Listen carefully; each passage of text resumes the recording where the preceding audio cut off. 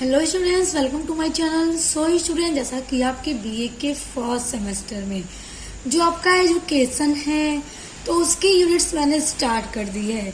तो मैंने आपकी यूनिट नंबर 1 पूरी कंप्लीट करवा दी है। तो अगर अभी तक आपने नहीं देखा है तो यूनिट नंबर 1 के लिंक मैं आपको डिस्क्रिप्शन बॉक्स में दे दूंगी। तो देखिए, जो आपके फर्स्ट सेमेस्टर में आपके एजुकेशन का यूनिट 2 है, जो है शिक्षा के कार्य, वो हम आज की वीडियो में पढ़ने वाले हैं। हम आपके एजुकेशन का पूरी यूनिट्स कंप्लीट करवाएंगे। तो देखिए, यूनिट नंबर 2 में आपको शिक्षा के कार्य पढ़ना है कि शिक्षा के क्या क्या कार्य होते हैं। तो देखिए, जिसमें आपको पढ़ना है पहला टॉपिक व्यक्तिगत विकास। देखिए, जो इंसान के व्यक्तित्व का विकास होता है वो भी शिक्षा के द्वारा होता है। तो पहली हेडिंग आपकी वही है। तो देखिए, व्यक्तित्व विकास से तात्पर्य उन परिस्थितियों, आवश्यकताओं, आकांक्षाओं के उन्नयन से है जिससे प्रत्येक व्यक्ति की निजी जिंदगी की अभिलाषा की पूर्ति होती है। शिक्षा व्यक्तिगत विकास का अनुपम साधन है, यानी कि जो मनुष्य की पर्सनालिटी होती है उसका विकास भी शिक्षा के माध्यम से ही होता है। तो ये बहुत इम्पोर्टेंट है कि जैसे इंसान, जब बच्चा कोई छोटा होता है, जब उसे धीरे धीरे सिखाया जाता है, जब स्कूल में जाने लगता है तो धीरे धीरे उसके व्यक्तित्व का विकास होने लगता है। उसका मानसिक, शारीरिक और हर तरह से उसका विकास होता है। जैसे एक एग्जाम्पल के थ्रू समझिए कि आपके सामने 2 आदमी हैं, जिसमें एक बहुत ज्यादा पढ़ा लिखा है और जो है एक दूसरा जो है वो बिल्कुल भी पढ़ा लिखा नहीं है। तो आपको उन दोनों में बहुत सारा डिफरेंस देखने को मिलेगा। पहला तो ये कि उनके अंदर जो बात करने का तरीका होता है, जो मैनर होता है, वो बहुत ज्यादा फर्क होगा। पढ़े लिखे इंसान बात करने का तरीका इतना अच्छा होगा कि वो सामने वाले को इम्प्रेस कर लेगा, और जो बिल्कुल ना पढ़ा होगा वो अपने सामने वाले को इम्प्रेस नहीं कर पाएगा। दूसरी बात ये कि चलने उठने बैठने का स्टाइल भी डिफरेंस होगा। तो यही है कि पढ़े लिखे व्यक्ति का जो व्यक्तित्व होता है, जो पर्सनालिटी होती है, वो बहुत ज्यादा अच्छी होती है। अगर आपके सामने इस तरह के 2 व्यक्ति हो तो आप खुद समझ जाएंगे कि शिक्षा कितनी ज्यादा जरूरी होती है एक इंसान के जीवन में। उसके बाद देखिए, शिक्षा के व्यक्तिगत विकास से संबंधित कार्य। देखिए, शिक्षा के यानी जो एजुकेशन है उसके व्यक्तिगत विकास से, यानी कि इंसान का ये जो व्यक्तिगत विकास होता है, जो उसकी पर्सनालिटी में डेवलप होता है, उसमें जो विकास होता है, उससे संबंधित कुछ कार्य हैं। जैसे देखिए, नैतिकता का विकास। देखिए, इंसान में अगर उसकी नैतिकता का विकास हो जाए तो ये भी शिक्षा का एक बहुत बड़ा कार्य है। तो शिक्षा के द्वारा ही किसी व्यक्ति में नैतिकता का विकास होता है। देखिए, शिक्षा के संपूर्ण कार्य को एक ही शब्द में प्रकट किया जा सकता है। जैसे, और वो शब्द क्या है कि नैतिकता। अगर आपको जानना है कि ये व्यक्ति पूरी तरह से पढ़ा लिखा है, एजुकेटेड है, इसके अंदर मैनर है और इसके अंदर पर्सनालिटी है, तो आप किस तरह पता लगा सकते हैं कि बस आपको एक शब्द, देखिए नैतिकता, अगर आपको उस व्यक्ति में नैतिकता नजर आ गई तो आप समझ जाएंगे कि ये बहुत ज्यादा पढ़ा लिखा है। और जिस व्यक्ति में आपको नैतिकता नहीं दिखेगी आप समझ जाएंगे ये पढ़ा लिखा है ही नहीं, और अगर पढ़ा लिखा है भी तो इसने ढंग से पढ़ा नहीं है, कि ये सब चीजें वो जानता नहीं है। इससे यह स्पष्ट होता है कि शिक्षा का कार्य बालक के आचरण किससे स्पष्ट होता है? नैतिकता से स्पष्ट होता है। क्योंकि जब बालक पढ़ना शुरू करता है तो उसके आचरण एवं व्यवहार का सुधार, उसके व्यवहार में हमें सुधार देखने को मिलते हैं। परिशोधन तथा उचित विकास करना है जिससे बालक पूर्णतः नैतिक व्यक्ति के रूप में प्रतिष्ठित होता है। यानी कि धीरे धीरे वो पढ़ने लगता है, बड़ा होते होते उसमें नैतिकता का स्तर बहुत ऊंचा हो जाता है, और हम शिक्षा को सिर्फ एक नैतिकता शब्द से ही जान सकते हैं। देखिए, व्यक्ति के पर्सनालिटी में जो विकास होता है उसमें अगला पॉइंट है व्यक्तित्व का बहुमुखी विकास, जिसमें देखिए व्यक्तिगत विकास में व्यक्ति के व्यक्तित्व का बहुपक्ष या उन्नयन करना शिक्षा का महत्वपूर्ण कार्य है। यानी कि व्यक्ति में उसके व्यक्तित्व का विकास करना भी शिक्षा का एक बहुत ही महत्वपूर्ण कार्य है। अगर आप पढ़े लिखे होंगे, आप अच्छी पर्सनालिटी ही नहीं बना पाएंगे तो क्या फायदा आपके पढ़ने लिखने का। और कुछ लोगों को आप देखा कीजिए, छोटे ही में जैसे अभी पढ़ना स्टार्ट ही करते हैं फिर भी उनकी पर्सनालिटी बहुत ज्यादा अच्छी हो जाती है, जिससे लोग देखते हैं तो क्या होते हैं, उससे इम्प्रेस होते हैं। व्यक्ति के व्यक्तित्व के अंतर्गत देखिए, जब भी किसी व्यक्ति के व्यक्तित्व का विकास होता है, व्यक्तित्व यानी उसकी पर्सनालिटी का जब विकास होता है, तो उसके अंदर शारीरिक, मानसिक, सामाजिक, संवेगात्मक, व्यवसायिक आदि पक्ष आते हैं। यानी कि उस व्यक्ति में उसका शारीरिक विकास भी होता है, मानसिक विकास भी होता है, सामाजिक विकास भी होता है, संवेगात्मक विकास भी होता है और साथ ही साथ व्यवसायिक विकास भी होता है। इन सभी पक्षों का उन्नयन, परिमार्जन, सुधार हेतु शिक्षा महत्वपूर्ण मार्गदर्शन करती है। यानी कि शिक्षा ही इन सभी चीजों का विकास करने में, शिक्षा ही हमें सही रास्ता दिखाती है, हमें सही मार्ग दिखाती है कि हमें किस तरह से क्या करना है कि हमारे व्यक्तित्व का विकास होगा। और जब एक इंसान के व्यक्तित्व का विकास होता है तो उनमें ये जितने भी पक्ष आप देख रहे हैं उन सभी का उसमें विकास होता है। देखिए, एक व्यक्ति अगर पढ़ा लिखा होता है और जब फिर वो कोई बिजनेस करता है, जैसे व्यवसायिक, देखिए बिजनेस अगर वो कोई करता है तो उसे पता होता है कि अपने कस्टमर से या फिर अपने व्यापारियों से किस तरह से उसे बात करनी है। अगर वो अनएजुकेटेड होगा तो उसे ये चीजें सही तरीके से नहीं पता होंगी और वो अपने बिजनेस में आगे बढ़ने के बजाय वो फेल हो जाएगा, पीछे हो जाएगा। तो क्या है कि जब वो पढ़ाई करता है, शिक्षा ग्रहण करता है, तो उसके अंदर हर एक पर्सनालिटी का विकास हो जाता है। किस फील्ड में उसे किस तरह से रहना है, किस तरह से लोगों से बातें करनी है और वो हर फील्ड में सक्सेस भी होता है।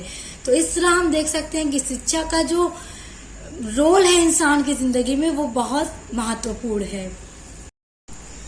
अब देखिए, अगली हेडिंग है सांस्कृतिक विरासत का संरक्षण एवं हस्तांतरण करना शिक्षा का कार्य। जैसे कि जो इंसान की संस्कृति होती है उसका जो हस्तांतरण होता है उनमें शिक्षा का क्या कार्य है। देखिए, आपको हर एक चीज पढ़ना है शिक्षा से रिलेटेड कि शिक्षा किस तरह से उनमें कार्य करती है। देखिए, सांस्कृतिक का क्या मतलब होता है। देखिए, जो संस्कृति है वो मानव जीवन का बुनियादी तत्व होता है और मानव की जो पहचान होती है, जो मनुष्य की पहचान होती है, उसकी संस्कृति के द्वारा ही की जाती है। देखिए, प्रत्येक समाज में जितने भी समाज हैं या जितने भी राष्ट्र हैं, सबकी अपनी अपनी संस्कृति होती है।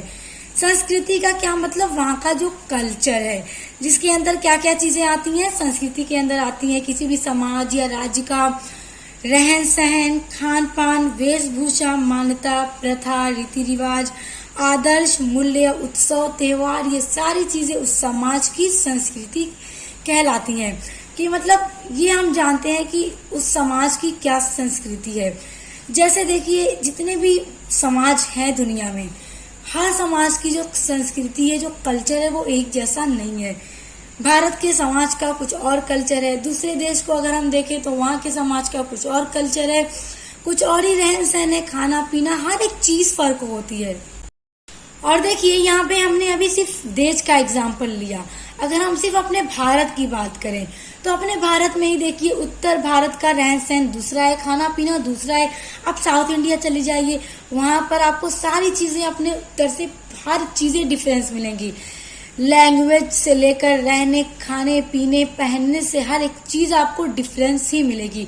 तो अभी हमारे भारत के ही समाज में इतना ज्यादा डिफरेंस है कि अगर आप यहाँ उत्तर में हैं, दक्षिण में चले गए दूसरी तरह का आपको मिलेगा, पश्चिम में चले गए दूसरी तरह का आपको मिलेगा।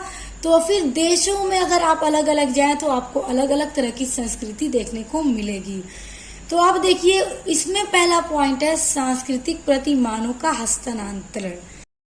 तो देखिए, जो सांस्कृतिक प्रतिमानों का हस्तांतरण है, देखिए सांस्कृतिक क्या, जो वही संस्कृति, जो समाज की संस्कृति होती है, जो मैंने अभी आपको बताया। और उम्मीद करती हूँ कि आप समझ गए होंगे यहाँ पर समाज की संस्कृति की बात हो रही है। तो आपको यही पढ़ना है कि इसमें शिक्षा क्या कार्य करती है, एजुकेशन का क्या कार्य है संस्कृति को लेकर। तो देखिए, जो इंसान के समाज की संस्कृति होती है, उसके जो प्रतिमान होते हैं, उसका हस्तांतरण करना यानी कि ट्रांसफर करना। जैसे देखिए, एक समाज है, हम एग्जाम्पल के थ्रू आपको समझा रहे हैं। एक समाज है, वहाँ का जो रहन सहन है, वहाँ की जो कल्चर है, वहाँ की जो भाषा है, वहाँ जो खाना पीना है, त्योहार जो मनाए जाते हैं, उत्सव मनाए जाते हैं, जो भी चीजें वहाँ मनाई जाती हैं, हर एक चीज। तो वहाँ के जो व्यक्ति हैं वो ये सोचते हैं कि हमारे आने वाली जो पीढ़ियां हैं, हम उनके अंदर अपने इस संस्कृति को ट्रांसफर कर दें, हस्तांतरण कर दें, ताकि जब वो कल को बड़ी हो तो वो उसी तरह से जिंदगी गुजारें जिस संस्कृति को लेकर हमने गुजारी है। जो हमारी संस्कृति थी उसी संस्कृति को वो भी लेकर आगे बढ़ाएं। और वो उनका ये सोचना क्यों है? उनका ये सोचना इसलिए है कि मतलब हमेशा अनादि काल तक उनका भी नाम समाज में चलता रहे। क्योंकि अगर वो अपनी संस्कृति को अपने बच्चों में ट्रांसफर नहीं करेंगे, अपनी आने वाली पीढ़ियों में ट्रांसफर नहीं करेंगे, तो वो जब कल को बड़े होंगे अपनी नई संस्कृति बना लेंगे, और जिससे जो पूर्वज जो इस दुनिया से जा चुके हैं उनका तो नामो निशान ही खत्म हो जाएगा, उनकी तो बात कोई करेगा ही नहीं। तो इस वजह से वो यही करना चाहते हैं कि अपनी संस्कृति को अपनी नई पीढ़ियों में ट्रांसफर करना चाहते हैं, कि वो उसी रीति रिवाज, उसी रहन सहन, उसी खान पीन को लेकर अपने समाज को आगे बढ़ाए और वही संस्कृति आने वाली पीढ़ियों में भी रहे। तो ये किसके माध्यम से की जाती है? ये शिक्षा के माध्यम से ही की जाती है, क्योंकि शिक्षा के माध्यम से उन्हें ये सारी चीजें सिखाई जाती है कि आज जिस समाज में तुम रह रहे हो तो इसे हमेशा तुमको लेकर चलना है, ये पूर्वजों की संस्कृति है, तुम्हें इसे लेकर आगे बढ़ाना है, इस संस्कृति को खत्म नहीं करना है। इस तरह से उसको सिखाया जाता है, पढ़ाया जाता है स्कूलों में छोटे से ही। ऐसी तरह के पाठ्यक्रम बनाए जाते हैं जिससे क्या होता है कि वो अपनी संस्कृति को लेकर चलता है। तो आई होप अब आप समझ गए होंगे कि यहाँ पर कहने का क्या मतलब है। देखिए अगला पॉइंट है सभ्यता का संरक्षण। सभ्यता का संरक्षण का क्या मतलब हुआ? देखिए पहले पॉइंट में हमने ये पढ़ा कि लोग अपनी संस्कृति को अपने आने वाली पीढ़ियों को सिखाते हैं। अगले पॉइंट में सभ्यता की बात आती है। देखिए जो मतलब एक समाज का हम एग्जांपल ले लेते हैं कि उस समाज के लोग क्या चाहते हैं कि जिससे वो चाहते हैं कि उनकी संस्कृति भी आने वाली पीढ़ियां लेकर चलें, कभी उसका विनाश ना हो। तो वो उसी तरह अपनी सभ्यता का भी विनाश नहीं देखना चाहते। वो हमेशा इस कोशिश में लगे रहते हैं कि उनकी सभ्यता का भी संरक्षण हो। देखिए सभ्यता का मतलब ये होता है कि उस समाज के लोग अपनी आवश्यकताओं को पूरा करने के लिए, अपने सभी जितनी भी आवश्यकताएं होती हैं उनकी पूरा करने के लिए अपनी सभ्यता को बनाते हैं, आगे बढ़ाते हैं। तो वो नहीं चाहते कि उनकी जो सभ्यता है वो कभी भी खत्म हो। तो देखिए जब उनके समाज की संस्कृति बची रहेगी तभी उनके समाज की सभ्यता भी बची रहेगी। तो वो लोग अपने आने वाली पीढ़ियों में अपने बच्चों को यही सिखाते हैं कि संस्कृति को विनाश नहीं करना, संस्कृति को हमेशा लेकर चलना पूर्वजों की निशानी है।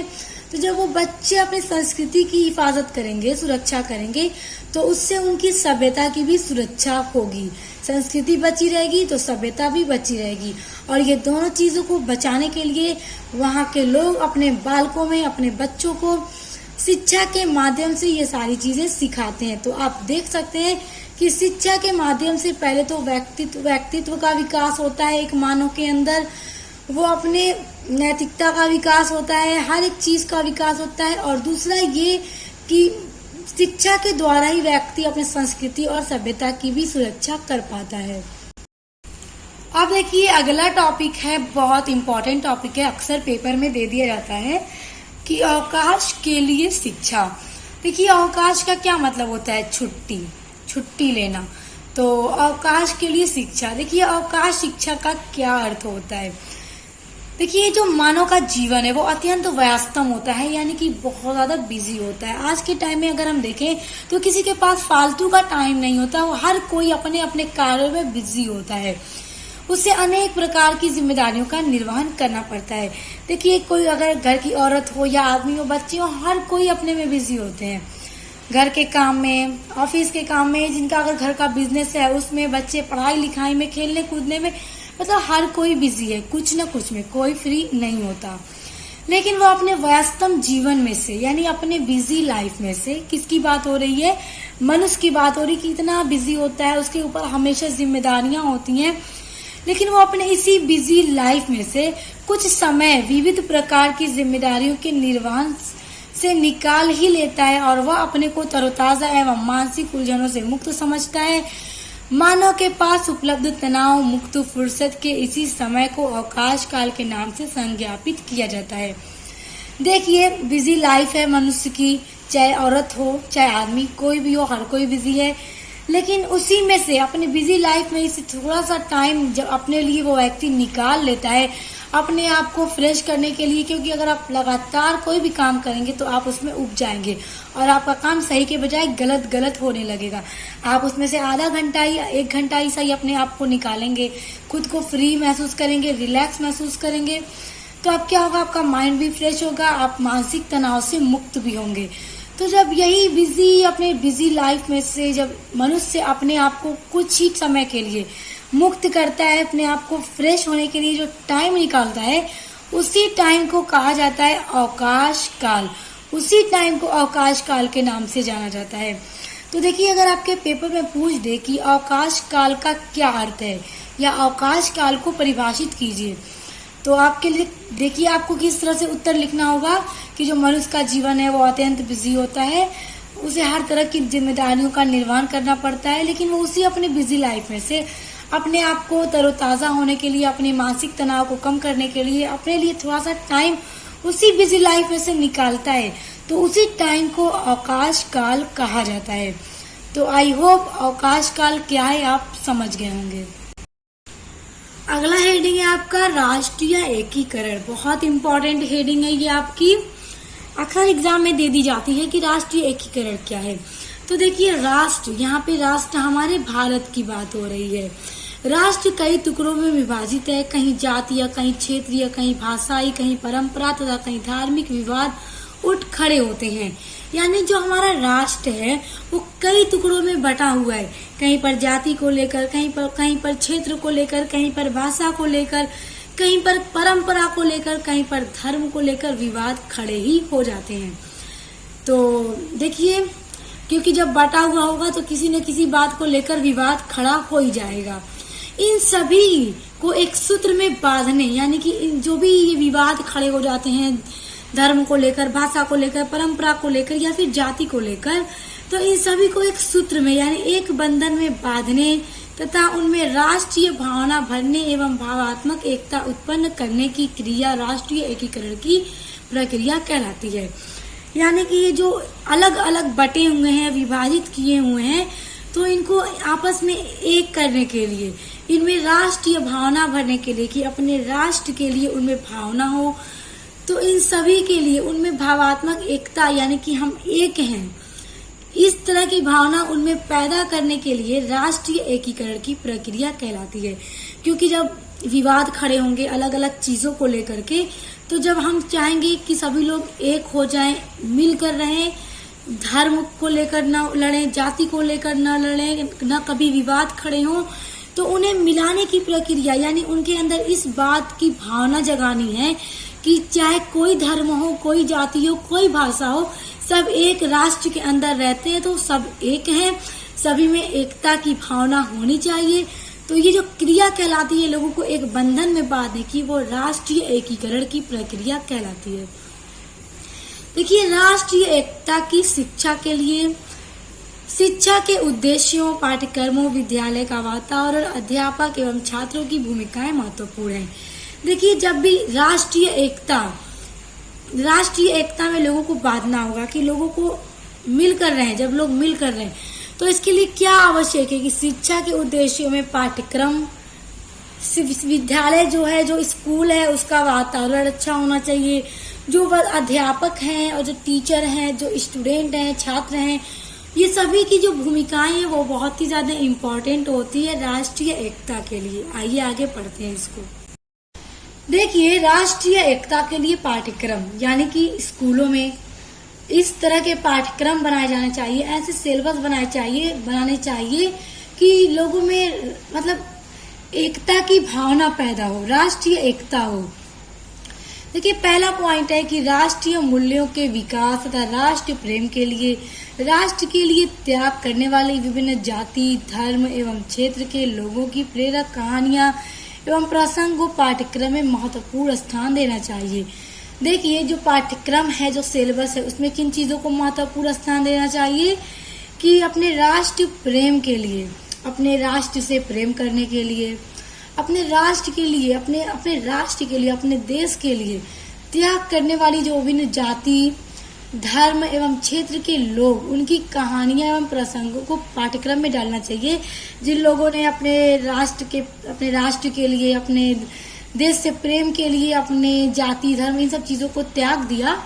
तो इस तरह के पाठ्यक्रम शामिल किए जाने चाहिए विद्यालयों में, सब्जेक्ट्स के अंदर, कि पढ़ने वाले बालकों में इस चीज की भावना पैदा हो कि चाहे कोई धर्म जाति भाषा हो, सब एक है, सब में एकता होनी चाहिए। तो जब उन्हें बचपन से सारी चीजें पढ़ाई जाएंगी स्कूलों में, तो वो इन चीजों को बड़े होकर अच्छे से समझेंगे। अगला है कि राष्ट्रीय एकता की परंपरा का ज्ञान प्रदान करना, यानी राष्ट्रीय एकता की जो परंपरा है उसका ज्ञान देना चाहिए, ये भी पाठ्यक्रम में शामिल किया जाना चाहिए। तथा देश के स्वतंत्रता संग्राम से भी बालकों को परिचित कराना चाहिए। देखिए, हमारा देश को जब आजाद कराने के लिए, क्योंकि हमारा देश में इंग्लिश राज्य हो गया था, तो अंग्रेजों से देश को आजाद कराने के लिए देश के बहुत सारे लोगों ने युद्ध किया, अपनी जान गंवाई। तो ये जो स्वतंत्रता संग्राम हुए, तो जो युद्ध जो आंदोलन हुए थे, उनसे भी बालकों को परिचित कराना चाहिए, उनको भी बताना चाहिए। ये सारी चीजें बुक में पाठ्यक्रम में होनी चाहिए, जिसको पढ़कर देखें कि हाँ, हिंदू मुस्लिम सिख ईसाई कुछ भी नहीं होता, सब भाई भाई है, सब में एकता की भावना होनी चाहिए, अपने राष्ट्र से प्रेम होना चाहिए, मिलकर रहना चाहिए, जो आगे चलकर राष्ट्रीय एकता का आधार बने। जब उन्हें ये सारी चीजें पढ़ाई जाएंगी तो वो आगे चलकर राष्ट्रीय एकता का आधार बनेंगे। देखिए स्टूडेंट्स, अभी हमने क्या पढ़ा, राष्ट्रीय एकीकरण, यानी अपने राष्ट्र में, अपने देश में किस तरह से मिलकर रहना चाहिए, लोगों में एकता की भावना को पैदा करना चाहिए। अब अगला टॉपिक है अंतर्राष्ट्रीय समझ के लिए शिक्षा।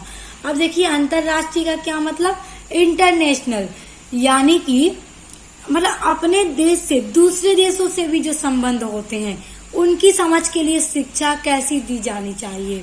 अब देखिए, अंतर्राष्ट्रीय सद्भावना का अर्थ। देखिए, शाब्दिक अर्थ में अंतर्राष्ट्रीय सद्भाव को दो शब्द युग्मों अंतर्राष्ट्रीय प्लस सद्भाव से मिलकर बना है। यानी जो अंतर्राष्ट्रीय सद्भावना है वो दो शब्दों से मिलकर बना है। पहला अंतर्राष्ट्रीय प्लस सद्भाव, जिसमें देखिए अंतर्राष्ट्रीय का मतलब होता है इंटरनेशनल, तथा सद्भाव को अंडरस्टैंडिंग कहा गया है। देखिए, इंटरनेशनल का क्या मतलब होता है, आप सभी लोग जानते हैं कि विभिन्न राष्ट्रों के बीच संबंध, यानी एक देश से दूसरे देश का जो संबंध होता है वो इंटरनेशनल, सभी देश जुड़े हुए हैं जो एक दूसरे से, जो उनका संबंध है। अभी देखिए, आपको एक कंट्री से दूसरी कंट्री जाना है तो आप उस फ्लाइट को क्या बोलते हैं, इंटरनेशनल फ्लाइट बोलते हैं। तो क्या है कि एक राष्ट्र से दूसरे राष्ट्र के बीच में जो संबंध है। और अंडरस्टैंडिंग का मतलब अच्छी भावना या अच्छी समझ।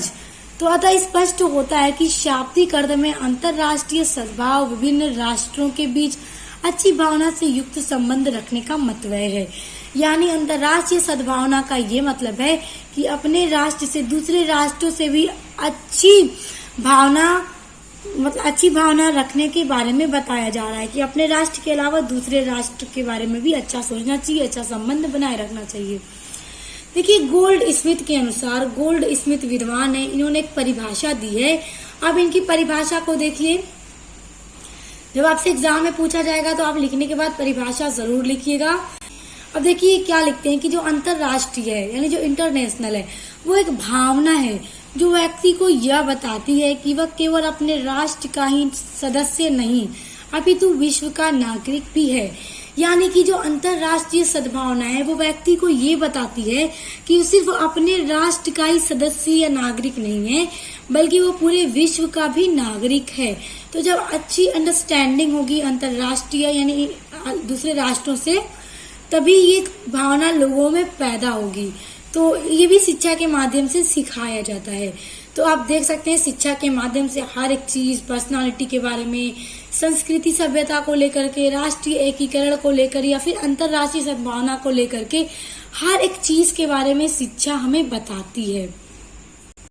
तो स्टूडेंट्स, उम्मीद करती हूँ आज के सभी टॉपिक आपको बहुत अच्छे से समझ में आ गए होंगे। तो देखिए, आपका यूनिट नंबर 2 भी पूरा आज की वीडियो में कंप्लीट हो गया। तो नेक्स्ट वीडियो में हम आपका यूनिट नंबर 3 स्टार्ट करेंगे और उसी तरह आपकी पूरी यूनिट्स को कंप्लीट कराएंगे। तो अपने सभी यूनिट्स को पढ़ने के लिए आप चैनल को सब्सक्राइब करके बेल आइकन को प्रेस कर लीजिएगा। और देखिए एक बात और आपको बता दूं कि अगर आप अपने फर्स्ट सेमेस्टर में इंग्लिश लिटरेचर पढ़ते हैं या सोशियोलॉजी पढ़ते हैं या फिर आपके जानने में आपके कोई फ्रेंड्स भी पढ़ते हो तो आप उनको बता दीजिएगा। उसकी भी पूरी यूनिट्स मैं कंप्लीट करवा चुकी हूँ, मॉडल पेपर की वीडियोस अपलोड कर चुकी हूँ। तो आप लोग अगर पढ़ते हैं तो देखिएगा, अपने फ्रेंड्स के साथ भी वीडियोस को शेयर कीजिएगा। तो अब मिलते हैं नेक्स्ट वीडियो के साथ।